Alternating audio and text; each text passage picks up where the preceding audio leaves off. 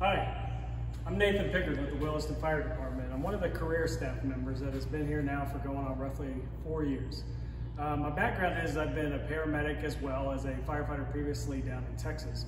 And today I'm here to showcase and to start off EMS Week.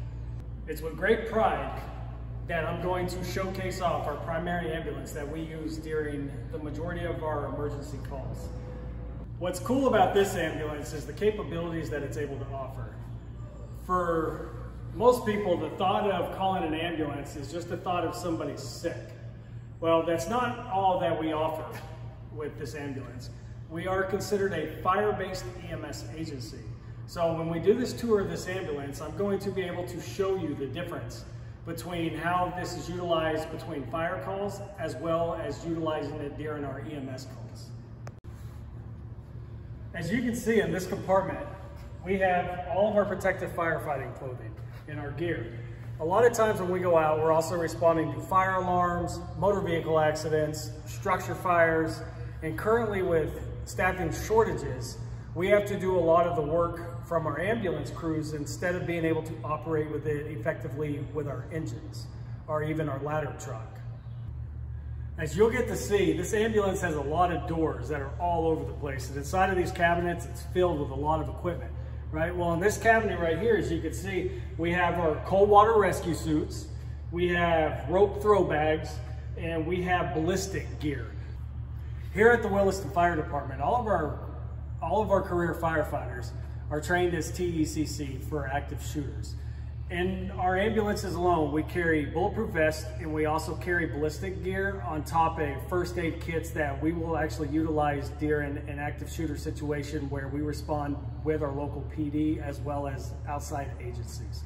Now we're getting into the EMS side of what the ambulance is used for as well. So as you can see in this cabinet here, we have backboards, scoop structures, multiple splints, oxygen tanks. We even have life preservers up top as well as tools. So inside of the back of the ambulance, as you can see, there is a ton of cabinets, right? And such a little amount of space.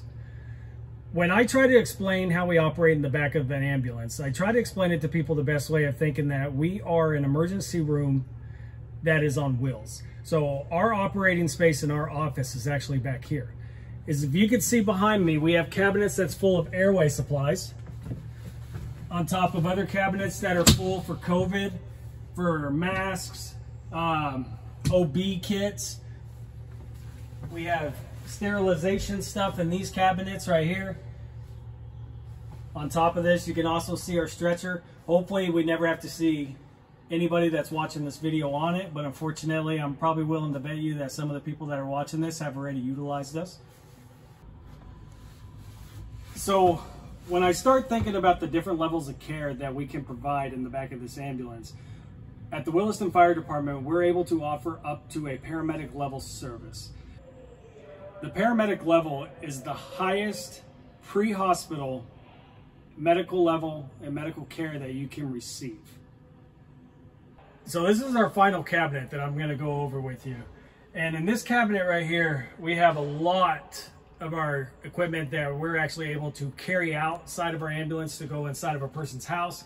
Every now and then you'll see us, we'll respond for incidents that happen inside of a wooded area, so we might have to hike in, etc. So in this cabinet here, we have our advanced life support bag. This particular bag right here carries all of our advanced drugs, intubation equipment, as well as everything for any sort of advanced life support. We also are proud to offer the hand-TEVI method of pediatric care. Currently, the Williston Fire Department was the first agency in the state of Vermont who was able to bring that in.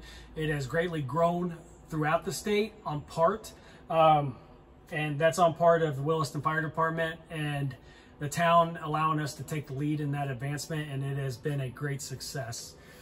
We also, too, for the advanced levels, we're able to, when we do intubations, when I say the words intubation, the best way for me to explain that is for when a person stops breathing, we have to put in a breathing tube. This is a special laryngoscope that has a video on it, so this allows us to actually see vocal cords and to have proper tube placement.